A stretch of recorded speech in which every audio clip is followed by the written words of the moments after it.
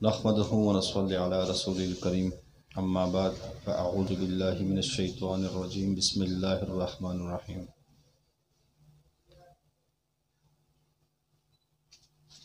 میرے عزیز ساتھیوں،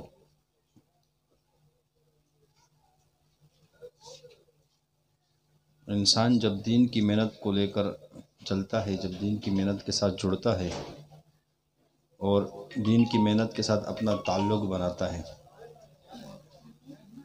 دین کی محنت کے ساتھ جب انسان کی وابستگی ہو جاتی ہے تو اس میں رکاوٹ کے لیے دو چیزیں رکاوٹ میں کار فرما ہوتی ہیں۔ نمبر ایک نفس، نمبر دو شیطان۔ انسان جب اللہ کی رضا کو حاصل کرنے کے لیے محنت کرتا ہے، کوشش کرتا ہے، اور اللہ کی رضا کے لیے جب انسان نیک اعمال کرتا ہے تو یہ دو دشمن جو انسان کے ساتھ ہیں، یہ ساتھ میں یہ بھی اپنی محنت شروع کر دیتے ہیں، نفس اور شیطان، یعنی موت تک کہ یہ بھی انسان کے ساتھ لگے ہوئے ہیں۔ اور قرآن کریم میں اللہ جل جلالہ نے ارشاد فرمایا، جس کا مفہوم ہے کہ شیطان آپ کا کھلا دشمن ہے۔ شیطان طرح طرح کے ہیلوں سے دین کی محنت میں رکاوٹ ڈالنے کے لیے اپنے حربے ہر طرح سے استعمال کرتا ہے، کبھی وسوسوں کی صورت میں اور کبھی بیماری کی صورت میں، اور 70,000 روحانی چالوں سے بھی یہ انسان کو روکنے کی کوشش کرتا ہے، 70,000 نورانی چالوں سے۔ یہ شیطان کے وار ہے۔ حدیث کا مفہوم ہے کہ عورتیں جو ہیں یہ شیطان کی رسیاں ہیں، اس کے ذریعے سے بھی انسان کو گمراہ کرتا ہے۔ اور انسان کے ساتھ نفس بھی ہے، یہ بھی روکتا ہے۔ یعنی جب انسان دین کی محنت کو کرتا ہے تو یہ دو رکاوٹیں ساتھ میں ضرور آتی ہیں۔ مثال کے طور پر جب انسان نے کسی نیک کام کو کرنے کا ارادہ کیا، اب یہ ارادہ اس کے دل میں اللہ نے بات ڈالی کہ نیک کام کو کرنے کا ارادہ اس نے کیا، اب ساتھ میں ہی شیطان وسوسہ مار دیتا ہے، ابھی کل کر لینا، پرسوں کر لینا، اب ضرورت نہیں ہے، اب یہ کر لو، اب یہ کر لو۔ یہ اسی طریقے سے انسان کو روکتا ہے۔ اور پھر نیک کام کرنے کے لیے آپ کے جب انسان کے قدم بڑھتے ہیں تو نفس اپنی خواہش پیش کرتا ہے کہ اب آپ اپنی قدم دنیا دکھاتے ہیں نا، ہمیں دنیا کی طرف لے جاتا ہے کہ یہاں راحت ملے گا، چین اور سکون۔ حالانکہ چین، سکون، راحت، اطمینان اللہ نے اپنے دین میں رکھے ہیں اور اللہ کو راضی کرنے کے ساتھ ہیں۔ دنیا کی کسی چیز میں بھی چین، سکون، راحت یہ نہیں ہے۔ دنیا کے اعتبار سے آپ بڑے بڑے محلات بنا لو، عالی شان آپ کے محلات ہو، عالی شان اس کے اندر سہولیات ہو ہر لحاظ سے، لیکن چین، سکون، اطمینان یہ میسر نہیں ہوتا انسان کو جب تک کہ اللہ اس کو نہ دے۔ اور دلوں کو اطمینان ملتا ہے اللہ کے ذکر سے، اللہ کے ذکر سے دلوں کو اطمینان ملتا ہے۔ جو انسان اللہ کا ذکر کرتا ہے، اللہ اس کو ویسے ہی مطمئن کر دیتا ہے، یہ ہر حال میں اطمینان سے رہتا ہے، گھبراتا نہیں ہے، پریشان نہیں ہوتا۔ شیطان لاکھ وار مارتا ہے لیکن اللہ کی مدد ساتھ میں شامل حال ہوتی ہے۔ یعنی شیطان انسان کی صورت میں بھی وسوسے مارتا ہے، بعض اوقات انسان بھی ہوتا ہے نا، انسان کو وسوسے دیتے ہیں، یہ بھی شیطان کے چیلے ہوتے ہیں، اور انسان خود بھی وسوسے دیتا ہے۔ مثال کے طور پہ جب ایک نیک کام کرنے کا ارادہ کیا تو شیطان بیچ میں رکاوٹ ڈالتا ہے، اور پھر بعض اوقات ایسا بھی ہوتا ہے کہ جب وہ وسوسے نہیں دے سکتا تو سب سے پہلے پھر وہ اس کو جسمانی مرض میں یا کسی بیماری میں مبتلا کرتا ہے شیطان، تاکہ یہ اس دین کے کام کو نہ کرے۔ لیکن جب اللہ نے قوت دی ہوتی ہے شیطان سے لڑنے کی، تب بھی وہ پھر وہ وسوسوں سے یا جادو کے ذریعے سے انسان کو کام سے روکنے کی کوشش کرتا ہے۔ اب ہم سب کا ذکر کا مقصد کیا ہے؟ تصوف کے ساتھ منسلک ہونے کا مقصد کیا ہے؟ کہ شیطان کی چالوں کو ہم پہچان لیں، شیطان کی چالوں کو ہم پہچان لیں. یعنی ہمارے بڑے بھی فرماتے ہیں کہ اتنی معرفت ہونی چاہیے کہ مجھ پر جو حالات پریشانی ہے یہ کس کی طرف سے ہے. شیطان کی طرف سے، اللہ کی طرف سے آزمائش ہے، یا جو مجھے کسی کی بات بری لگتی ہے، یا آپس میں جو لڑائی کا ماحول پیدا ہو جاتا ہے، یا بیماری کا، اس کے پیچھے کیا ہے؟ اتنی معرفت تو ہونی چاہیے. شیطان انسان کو ہر دم گمراہ کرنے کی کوشش کرتا ہے.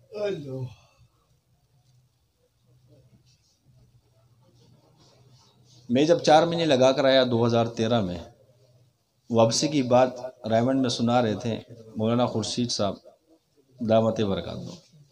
انہوں نے ایک بڑی پیاری مثال دی تھی. انہوں نے کہا تھا کہ انسان کی آنکھ بھی جھوٹ بولتی ہے، زبان بھی جھوٹ بولتی ہے، اور کان بھی جھوٹ سنتے ہیں.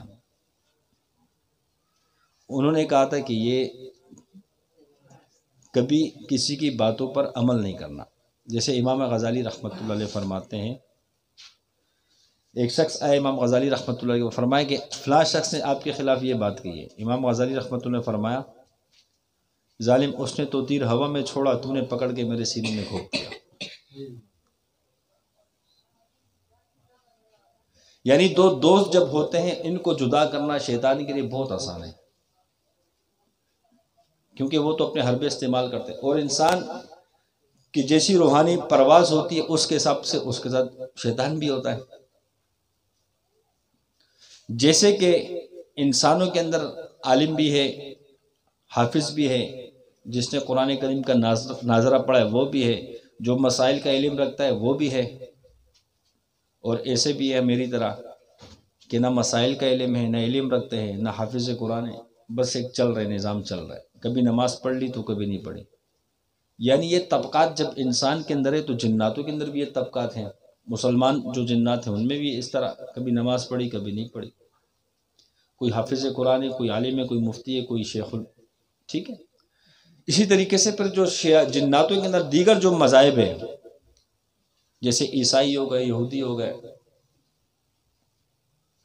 منافقین ہو گئے، ان کے اندر بھی نا کوئی پنڈت ہوتا ہے، کوئی عالم ہوتا ہے ان کے حساب سے، کوئی ان کے حساب سے بھی عام بندہ ہوتا ہے جو اپنے مذہب پہ نہیں چلتا، تو پھر وہ اپنے بڑوں سے رہنمائی لیتے ہیں کہ کیا کرنا چاہیے کیا کرنا چاہیے. یعنی وہاں بھی یہ طبقات موجود ہیں. تو اسی طریقے سے شیاطینوں کے اندر بھی طبقات موجود ہیں. جب انسان ایک اللہ کی نافرمانی کرتا ہے، کبھی نماز پڑھتا ہے کبھی نہیں پڑھتا، تو اس کے ساتھ شیطان بھی اس قسم کا ہوتا ہے، اس درجے کا، تو اس کو روکتا ہے.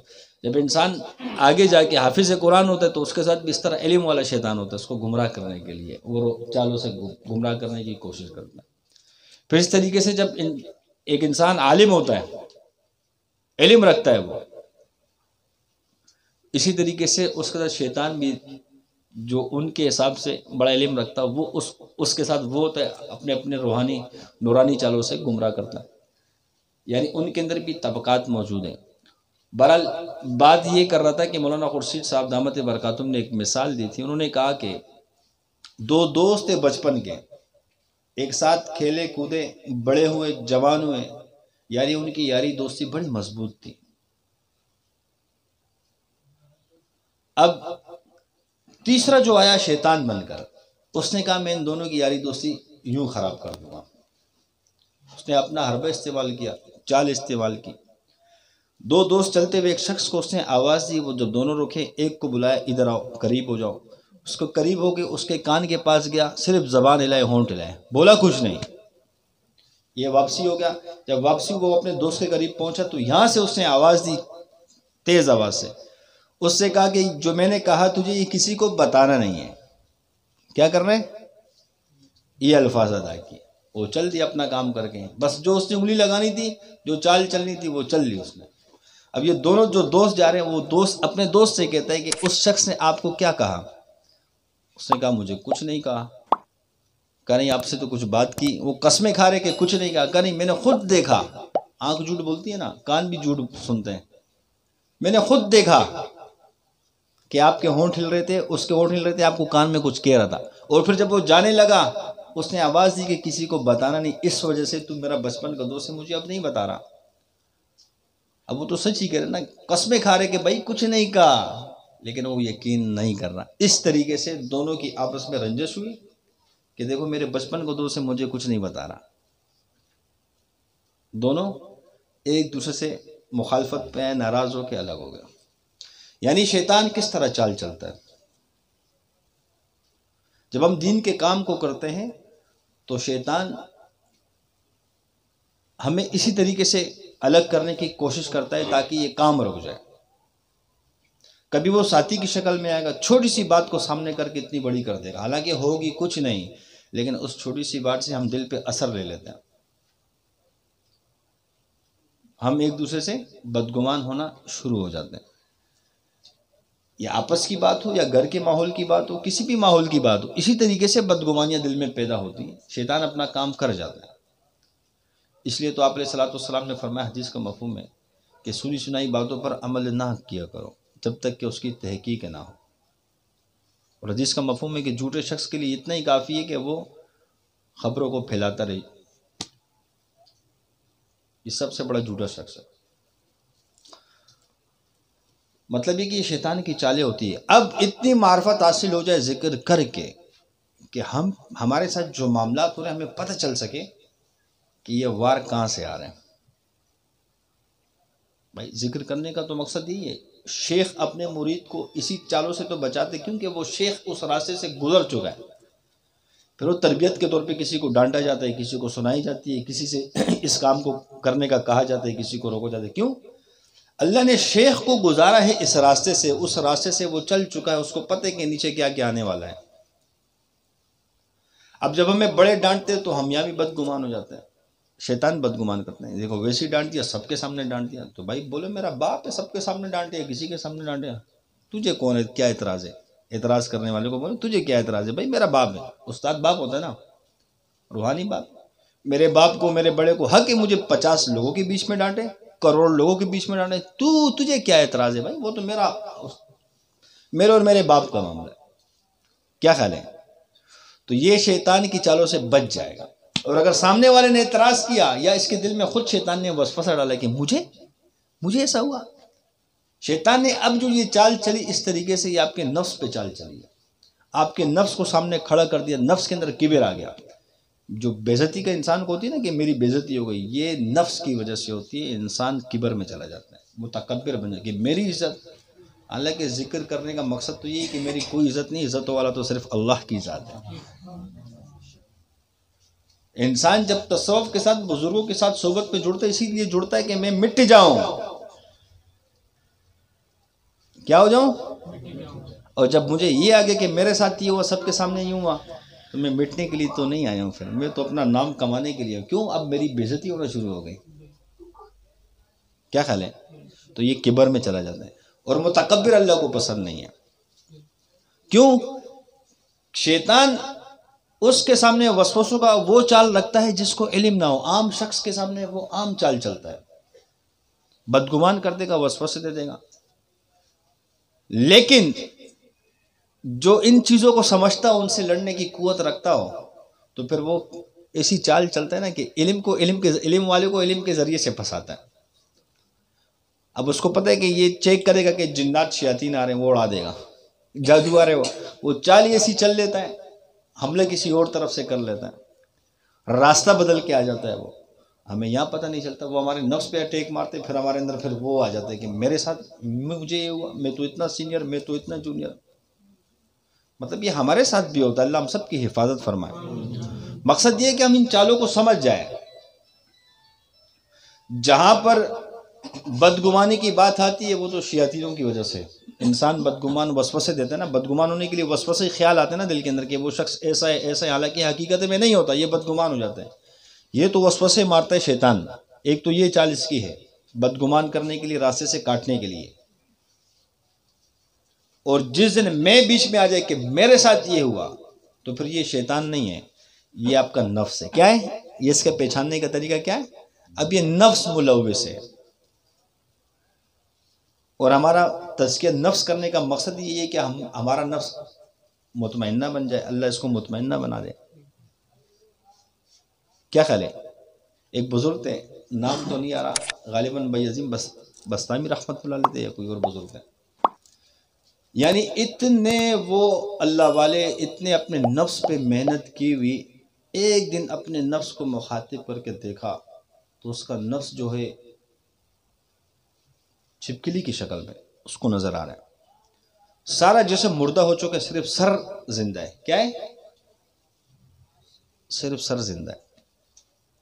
تو اپنے نفس سے کہہ رہے کہ تو سارا مر چکا ہے، یہ سر تیرا کیوں زندہ ہے؟ تو وہ نفس کہنے لگا کہ جب تیرے مرید یا عام لوگ تجھ سے جب گلے ملتے ہیں نا، اس وقت جو آپ کو خوشی محسوس ہوتی ہے، اسی کے سہارے میں جی رہا ہوں. کس کے سہارے؟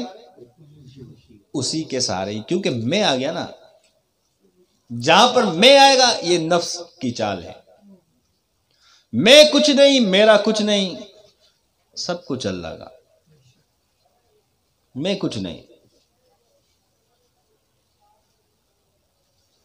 ہم نے اپنے آپ کو مٹا دینا ہے. ہمارا نفس اللہ اس کو مطمئنہ بنا دے، اپنی رضا والا بنا دے. اور یہ نفس اتنا خطرناک ہے نا کہ انسان اگر مطمئنہ بن جائے تب بھی اس پر خیر کا گمان نہیں کرنا چاہیے. کسی بھی ٹائم ڈس سکتا ہے انسان کو. ایک انسان ولی بن جاتا ہے، اللہ اس کو ولایت کے اعلیٰ مرتبے سے نوازتا ہے، تب بھی یہ نفس پہ وہ مطمئن نہیں بیٹھے گا کہ میرا نفس مطمئنہ بن گیا، بس میرا نفس ابھی اللہ والا بن گیا. نہیں، یہ ہے ہی شیطان، یہ ہے ہی دشمن. یہ کسی بھی ٹائم ڈس سکتا ہے. آپ کے دل میں تھوڑی سی چاہت آ کہ اس کو قوت مل جاتی ہے، تھوڑا سا کسی نے ہاتھ پکڑا، ہاتھ چوما، یا خوشی سے کوئی ملا، یا اور کیسے ہو حضرت، ٹھیک ہے، تو اسی ٹائم اس کی وہ یہ پھر بیدار ہو جاتے ہیں، اس کو ایک جان مل جاتی ہے. تو یہ نفس پہ کبھی مطمئن نہیں ہونا چاہیے. اب اللہ پاک ہم سب کے نفس کو مطمئنہ بنا دے. کیا ہمارا نفس اللہ سے بنا دے کہ اللہ کی رضا پہ راضی ہو جائے. کیونکہ نفس جب اللہ نے پیدا کیا تو اس سے کہا کہ تو کون؟ نفس سے تعارف پوچھا جا رہا ہے. نفس کہہ رہے اللہ سے، کہا تو ہے، میں ہوں. کیا؟ تو ہے، میں ہوں. یہ اللہ کو یہ کہہ رہے نفس. اللہ نے فرشتوں سے کہا اس کو جہنم گھما دو. جہنم سارا گھمایا، سیر کرائی، پھر آیا. پھر اللہ نے کہا کہہ رہے تو میں. پھر اللہ نے کہا ہفتے کے لیے رکھو، مہینے کے لیے، یعنی کچھ عرصہ جہنم میں بھی گزارا، وہاں کی تکالیف سب چیزیں. پھر جب نکالا پھر کہا اب بتا. کہا تو ہے، میں ہوں. تو جب نفس کو اللہ نے خود جہنم میں ڈالا، یہ وہاں نہیں سدھرا تو میں اور تیرے سے کیا سدھرے گا؟ پھر کیا ہوا؟ پھر اللہ نے کہا کہ اب اس کو بھوکا رکھو، کچھ کھلاؤ پلاؤ. نہیں بھوکا رکھنا. جب کافی عرصہ بھوکا رکھا، پھر جب پوچھا کون؟ کہا یا اللہ تو اللہ ہے، میں تیرا بندہ. اسی لیے صوفیہ کہتے ہیں کہ کم کھانا، نفس کو مارنے کے لیے مجاہدہ. یعنی نفس اتنی خطرناک چیز ہے کہ ہمیں نفس سے غافل نہیں ہونا چاہیے اور شیطان کی چالوں سے بھی غافل نہیں ہونا چاہیے. ہم اللہ سے ہر ٹائم دعا بھی کیا کریں. نیک اعمال ذکر اذکار کرنے کے بعد دعاؤں کا اہتمام کیا کریں کہ یا اللہ تو ہمیں معرفت دے دے، نفس اور شیطان کی چالوں کو ہم پہچان سکیں. اللہ وہ ہمیں فراست دے دے. حدیث کا مفہوم ہے نا کہ مومن کی فراست سے ڈرو کہ وہ اللہ کے نور سے دیکھتا ہے. کس سے دیکھتا ہے؟ اللہ ہمیں علم کا وہ نور عطا کر دے جس نور کے ذریعے سے ہمیں پہچان ہو سکے کہ یہ کون سی چال ہے اور کہاں سے آ رہی ہے. کون سی چال ہے، کہاں سے آ رہی ہے. تو یہ دو دشمن جو ہیں انہی کے ساتھ چلنا ہے. یہ ختم نہیں ہونے والے، یہ موت تک ہمارے ساتھ ہے. انسان کے ساتھ اللہ نے ایک ہمزاد کو پیدا کیا جو شیطان ہوتا ہے. یہ تو موت کے وقت تک اس کے ساتھ ہی ہے. تو شیطان ہے، اللہ نے پیدا کیا اس کو. یہ غلط خیالات، وسوسے، سب چیزیں ڈالتا ہے. جب اللہ نے ایک چیز پیدا کی ہے تو اس سے کیسے ختم کیا جا سکتا ہے؟ نہیں. اللہ نے نفس کو بھی پیدا کیا ساتھ میں، نفس بھی ہے، تو یہ تو ختم نہیں ہونے والا. یعنی انہی کے ساتھ رہ کر یہ اللہ نے کیوں پیدا کیا کہ اب میری اور آپ کی آزمائش ہو سکے کہ کون سا اس کی اطاعت میں آتے، کون سا میری اطاعت میں آتے. ہم اپنا محاسبہ کریں کہ ہم کس کی اطاعت میں چل رہے ہیں. شیطان کی اطاعت میں چل رہے ہیں، نفس کی اطاعت میں چل رہے ہیں، یا اللہ جل شانہ کی اطاعت میں چل رہے ہیں، آپ علیہ الصلوۃ والسلام کی اطاعت میں چل رہے ہیں. یہ ہم خود اپنا محاسبہ کر رہے ہیں. اب ہم نے ان کو چھوڑ کر صرف اللہ جل جلالہ کے ساتھ اپنا تعلق بنانا ہے کہ اللہ پاک ہم سے راضی ہو جائے۔ یہ دنیا آزمائش کی جگہ ہے بھائی، یہاں کسی نے رہنا نہیں ہے۔ یہاں اگر کوئی بڑے بڑے محلات بھی بنا لے، جانا ہے کچھ بھی کر لو۔ سکندر اعظم جب جانے لگے تو کہا کہ میرے ہاتھ کو باہر نکال کے خالی چھوڑ دینا، کیونکہ میں ساتھ لے جاؤں گا نہیں۔ مثال کے طور پر ایک شخص نے انگوٹھی بنائی اپنے لیے چاندی کی، پہنی اس نے شوق سے یا سنت سمجھ کے، اعلیٰ اس نے کپڑے پہنے مہنگے ترین والے، اعلیٰ اس کے جوتے ہیں، اسی طریقے سے اس نے اعلیٰ اعلیٰ چیز اپنے اوپر مزین کرنے کے لیے استعمال کی ہوئی۔ لیکن جب انسان جیسے موت آتی ہے تو کیا کہتے ہیں کہ گڑی ہے اس کو اتار دو، ایسا ہوتا ہے کہ نہیں؟ یا نہیں جانے دو، انگوٹھی اس کو بھی اتار دو، ٹوپی پہنی اس کو بھی اتار دو، کپڑے پہنے اس کو بھی اتار دو، جوتے اس کو بھی اتار دو۔ اسی طریقے سے ایک ہی کپڑے میں لپیٹ دو۔ اور اس کے اندر بھی شک والی بات ہے، نصیب ہو کہ نہ ہو۔ انسان اپنے پیدائش کو غور کر لے، جب انسان کو اللہ نے پیدا کیا کتنا کمزور پیدا کیا، آیا بھی ننگا جائے گا بھی ننگا۔ دنیا میں آیا جیسے آیا ایک ہی تولیے میں لپیٹا، ایک ہی کپڑے میں، اور جب جائے گا اسی طرح لپیٹ کے قبر میں ڈال دے گی۔ تو غرور تکبر کس بات کا، جس کی ابتدا یہ ہو اور انتہا یہ ہو، پھر لڑائی جھگڑے کس بات کے، پھر اللہ کو ناراض کرنا کس بات کا، کہ ابتدا میں اتنا کمزور کہ اپنا پخانہ خود صاف نہیں کر سکتا، دودھ خود پی نہیں سکتا، گلاس پانی خود پی نہیں سکتا، پیدائش کے ساتھ ہی محتاج اور موت کے ساتھ بھی محتاج، تو پھر اکڑ کس بات کی ہے، تکبر کس بات کا ہے، نشہ کس بات کا ہے؟ اسی چیز کو اللہ نے یہ اسی لیے رکھا ہے کہ ہمیں اپنے آپ پر غور کریں، ہمیں پتہ چل سکے کہ اللہ نے ہمیں کتنا کمزور پیدا کیا ہے۔ انسان بڑا کمزور ہے۔ انسان اگر اپنے آپ کو بہت بڑا بہادر، تھوڑا سا اس کے سر میں درد ہوتا ہے نا تو سارے اس کے جمپر اڑ جاتے ہیں، پیٹ خراب ہو جائے، بڑے سے بڑا شخص ہو تو پھر منتیں کر رہے تھے کہ واش روم بتا دو یار۔ بات ہے نا، تجربہ کر لو، کبھی ہمارے ساتھ یہ حال ہوا ہوگا، یقیناً سب کے ساتھ ہوا ہوگا۔ ایسا تو کوئی کہہ نہیں سکتا کہ آج تک کبھی میرا پیٹ خراب ہی نہیں ہوا۔ ایک بات ہے نا، اگر ہم پھر راستے میں آتے ہوئے بھی ہیں تو پھر بھاگنے کی کوشش کرتے، جلدی پہنچوں کہ بس یہ میرا تقاضا پورا ہو جائے، یہ حاجت پوری ہو جائے، ہے کہ نہیں؟ تو انسان کمزور کتنا ہے۔ انسان کے پیٹ میں کتنی گندگی ہے، ناک کے اندر گندگی ہے، تو پھر کس بات کا حسد اور تکبر ہے، پھر کس بات کی؟ بھائی دنیا میں ہم آئے عارضی طور پہ وقت گزارنے کے لیے، اللہ کو راضی کرنے کے لیے۔ اللہ کو راضی کر لیا تو اللہ نے ہمیشہ کی مہمان نوازی کرنی ہے، ہماری اکرام کرنا ہے۔ اللہ خود وہاں میزبان ہوگا، ہم سب اللہ کے مہمان ہوں گے اگر اللہ کو ہم نے راضی کیا۔ مثال کے طور پہ ایک شخص یہاں پر تہجد پڑھتے، نمازیں پڑھتے، بن دیکھے اللہ کو عبادات کر رہے ہیں، جب یہ اللہ اس کو جنت میں داخل کر دے گا اپنے فضل سے، اور جنت میں جانا بھی اپنے اللہ کے فضل سے ہوگا، اپنے اعمال کی وجہ سے کوئی جا نہیں سکتا۔ جب یہ شخص جنت میں داخل ہو جائے گا، بس یہ آخری بات کرتے ہیں، پھر جب یہ شخص جنت پہ داخل ہو جائے گا اور جب اللہ جل شانہ کو جیسے دیکھے گا، اللہ کی زیارت کرے گا، تو یہ فوراً سجدے میں چلا جائے گا۔ تو اللہ فوراً کہیں گے اٹھو۔ جب یہ اٹھے گا، اللہ کہے گا سجدہ کیوں کیا؟ تو یہ شخص کہے گا یا اللہ دنیا میں آپ کو دیکھا نہیں تھا، بن دیکھے آپ کے آگے سجدے کرتے رہے، آج تو آپ کو دیکھ لیا کہ یہ میرے رب تو کتنا حسین ہے، اب دیکھ کے ہی سجدہ کرو۔ تو اللہ کیا فرمائے گا؟ فرمائے گا دنیا تھی عبادت کی جگہ، یہاں موجوں کی جگہ ہے، یا تم سب میرے مہمان ہو، میں تمہارا میزبان ہوں، یہاں سجدوں کی جگہ نہیں ہے، مزوں کی جگہ تو ہے یہی۔ کیا خیال ہے؟ دیکھو دنیا میں ہم چھوٹے سے وقت کے لیے جس میں موت کا پتہ ہی نہیں ہے، اس کے لیے اپنے لیے کون کون سی سہولتیں ہیں۔